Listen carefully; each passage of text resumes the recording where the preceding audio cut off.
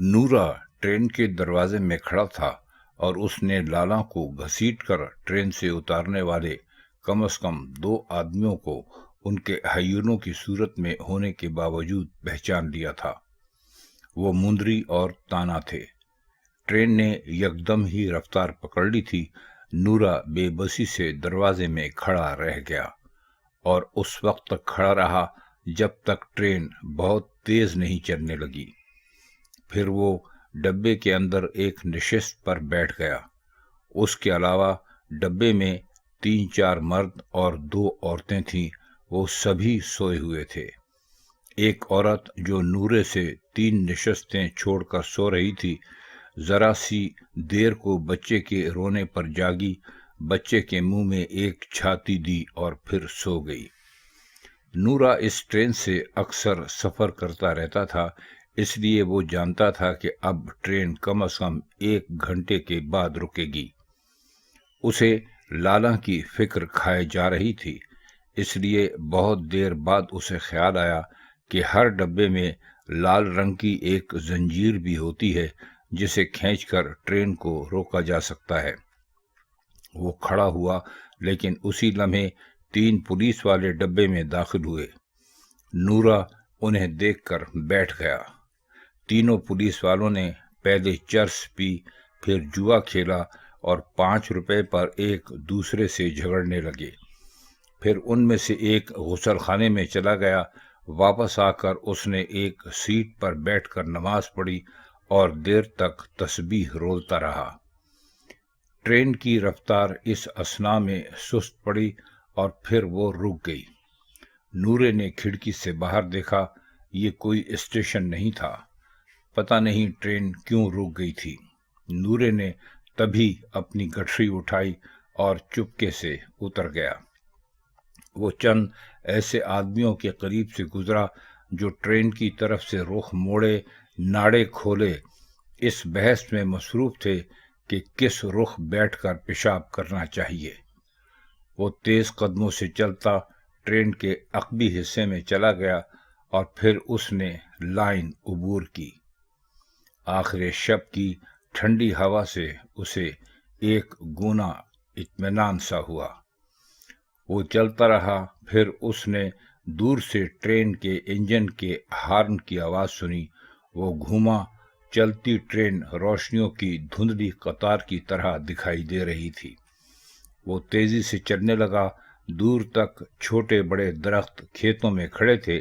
کبھی کبھی ہوا کا کوئی تیز جھونکا آتا تو دور سے کسی عفریت کی طرح ہولے ہولے یوں ہلتے جیسے اسے اپنی سمت بلانے کے اشارے کر رہے ہوں۔ نورا دیہاتی تھا اور اس طرح کے مناظر میں رہنا اس کی عادت تھی، اس لیے وہ بغیر کسی خوف کے چلتا رہا۔ شروع میں اسے معلوم ہی نہ ہو سکا کہ وہ کس سمت جا رہا تھا۔ چاند کی آخری تاریخیں تھیں اور مشرق سے چاند ایک پیلے گولے کی مانند سستی سے ابھر رہا تھا۔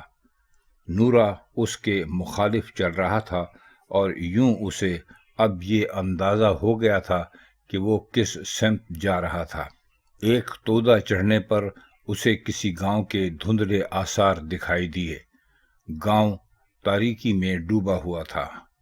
یقیناً یہ کوئی ایسا گاؤں تھا جہاں ابھی تک بجلی نہیں پہنچی تھی۔ گاؤں سے پہلے کھیت تھے۔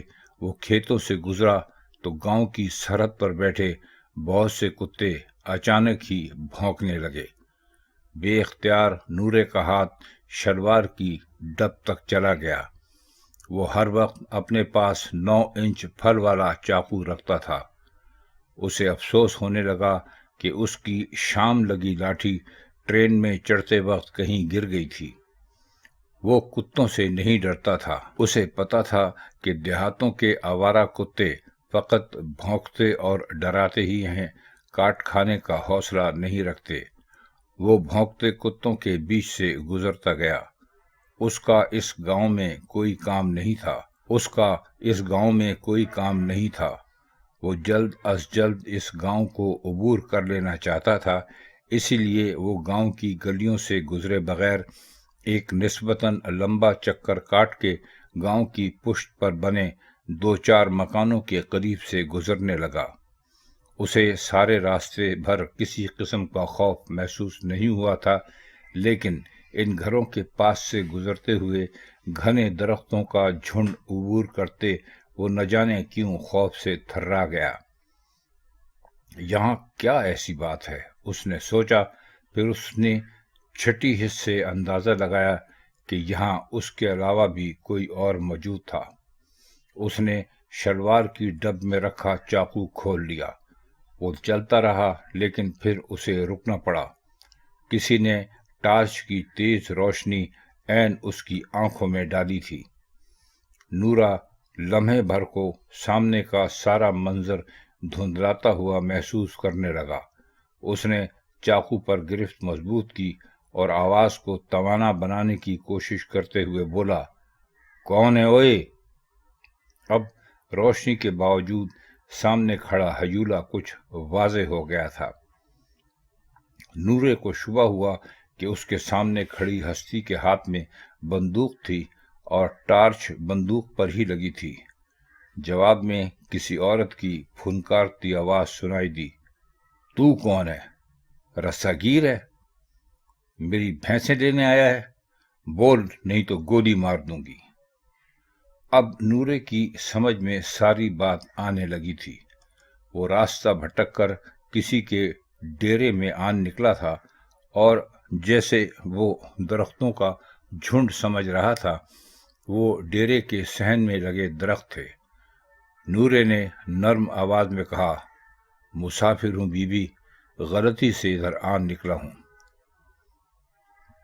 مجھ سے مت ڈرو۔ جواب میں کھنکتا ہوا قہقہا سنائی دیا، میں ڈر رہی ہوں تجھ سے؟ میں؟ نورا بے بسی سے کھڑا رہا، پھر ملتجیانہ انداز میں بولا، میں سردار گڑھ جا رہا ہوں، راستہ بھول گیا ہوں۔ عورت پھر ہنسی، سردار گڑھ؟ پیدل؟ اس ٹائم؟ تجھے پتہ ہے سردار گڑھ کتنی دور ہے یہاں سے؟ 40 میل۔ سچ بتا، رساگیر ہے نا؟ نورے نے خدا رسول کی قسم کھائی اور زمین پر بیٹھ کر ہاتھ میں پکڑا چاقو عورت کے قدموں میں پھینک کر بولا، بلا اپنے گھر کے مردوں کو، یہ کاچو میرے پاس ایک ہی ہتھیار ہے۔ طویل خاموشی سے نورے کو اندازہ ہوا کہ عورت کچھ سوچ رہی تھی۔ پھر وہ قدرے نرم لہجے میں بولی، کھڑا ہو جا، مجھے بھروسہ ہو گیا ہے تیرا۔ ساتھ ہی ٹارچ بجھ گئی۔ نورا کھڑا ہوا۔ چاند کی ملگجی روشنی میں اب وہ اپنے سامنے کھڑی طویل القامت عورت کی ایک واضح پرچھائی دیکھ سکتا تھا۔ عورت یوں بولی جیسے خود کلامی کر رہی ہو، پچھلے مہینے بھی وہ ہماری ایک بھینس کھول کے لے گئے تھے کنجر کے بچے، راکھے ساتھ مل جاتے ہیں، اب میں خود پہرا دیتی ہوں۔ نورا مسکرایا۔ اس نے جھک کر چاقو اٹھایا اور سیدھا ہو کر بولا، شکر ہے بی بی، تو نے مجھے گولی ہی نہیں مار دی۔ عورت نے تلخ لہجے میں جواب دیا، اگر تو ذرا سی اکڑ دکھاتا تو مار بھی دیتی، میرے نشانے کا ابھی پتہ نہیں ہے تجھے۔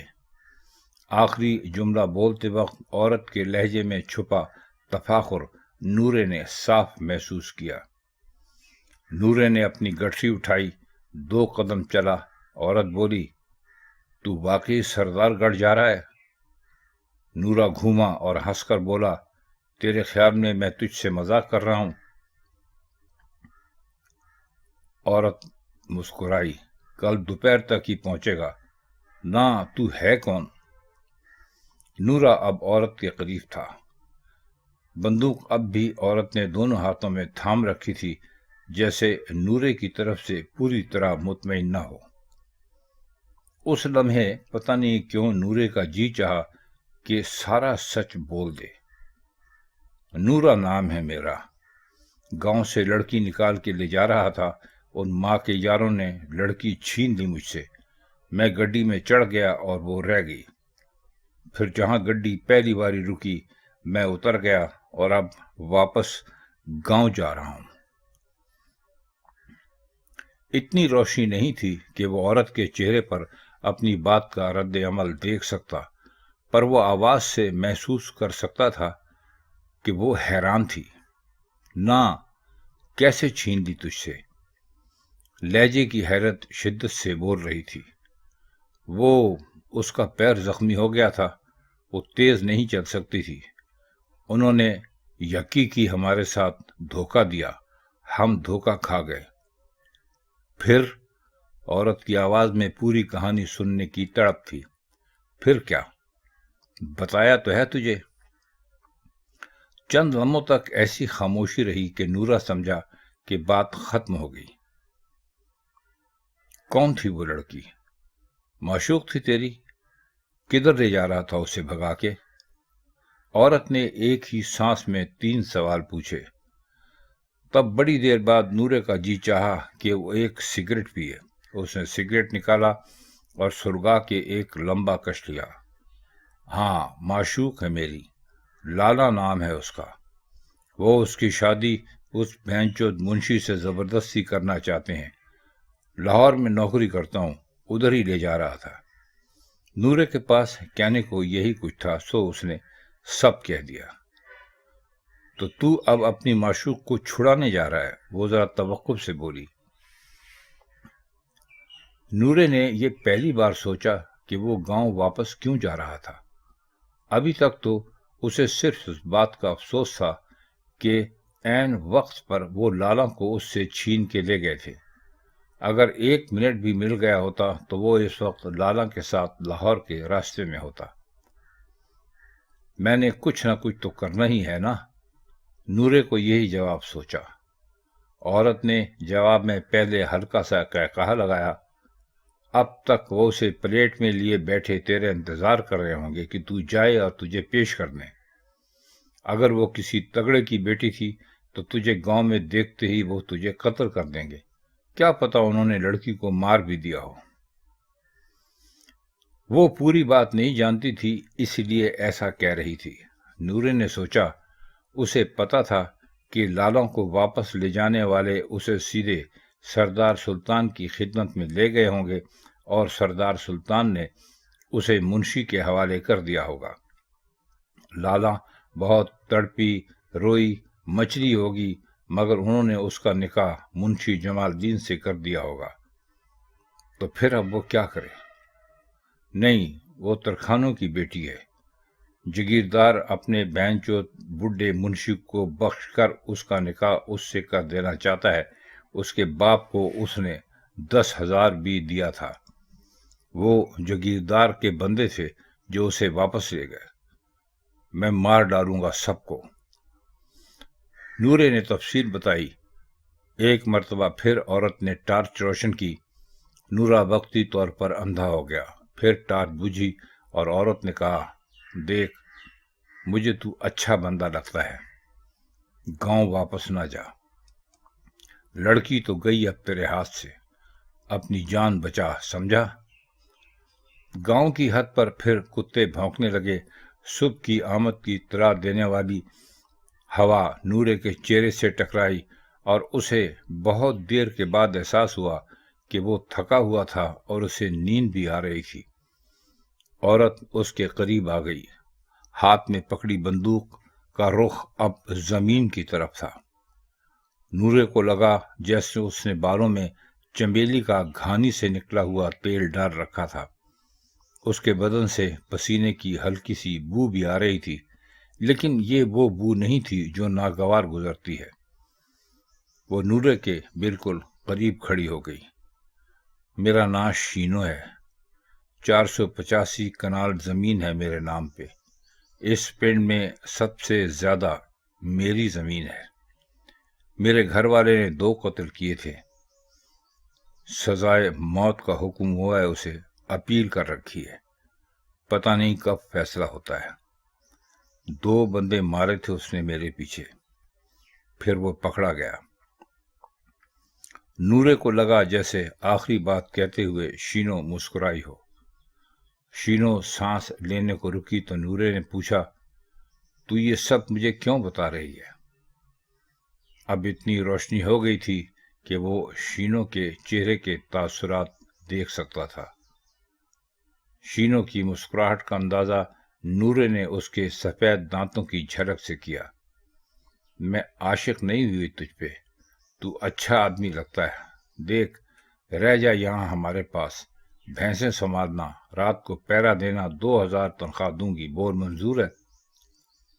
نورے کو عجیب سا لگا، 15 منٹ پہلے ملنے والی عورت جسے اس نے جو کہانی سنائی تھی وہ جھوٹ بھی ہو سکتی تھی، اس پر اتنا بھروسہ کیسے کر رہی تھی کہ اسے رکھوالے کی نوکری دے رہی تھی؟ شینو بلا کی سمجھدار عورت لگتی تھی، تبھی تو اس نے کہا، میں جانتی ہوں تو کیا سوچ رہا ہے، اگر تیری کہانی سچ ہے تو پھر یہاں سے محفوظ اور کوئی جگہ نہیں ہے تیرے لیے، یہاں بس وہی آتے ہیں جنہیں کام کرنا ہوتا ہے، ایک بڈھی نوکرانی ہے جسے دن میں بھی کم دکھائی دیتا ہے، بڑا ڈیرا ہے، پڑا رہا کرنا یہاں، منظور ہو تو میرے پیچھے آ جا، نہیں تو دفع ہو جا۔ تب نورے نے اس وقت بہت ٹھنڈے دل سے ساری صورتحال کو سوچا۔ لالا اس کی محبوبہ تھی، یہ تو طے تھا کہ وہ کسی صورت اسے منشی کو ہمیشہ کے لیے نہیں دے سکتا تھا۔ وہ اپنے علاقے اور اپنے علاقے میں سردار سلطان کے رسوخ سے بخوبی واقف تھا۔ وہ جانتا تھا کہ سردار سلطان صبح سے پہلے لالا کا نکاح منشی سے کر دے گا، اور اسے یہ بھی پتا تھا کہ اب تک ترکھانوں کو اس بات کا علم ہو گیا ہوگا کہ لالا کو تیلیوں کا لڑکا نکال کے لے گیا تھا۔ اس کا مطلب تھا کہ اس وقت کسی جذباتی فیصلے کے تحت گاؤں واپس جانا اپنی دشمنی کے مترادف تھا۔ لالا کو تو اسے بہرحال حاصل کرنا تھا، لیکن اس وقت ایسا ہونا ممکن نہیں تھا۔ سردار سلطان اب نہ صحیح 2-4 دن بعد اسے مروا سکتا تھا۔ نورے نے یہ سب سوچا اور بولا، ٹھیک ہے، مجھے منظور ہے، پر ایک بات بتا دوں، مجھے کوئی گالی نہ دے، تم ذمہ دار لوگ اپنے بندوں سے بات میں کرتے ہو اور گالی پہلے دیتے ہو۔ شینو ہنسی اور چل دی، نورا اس کے پیچھے چلا۔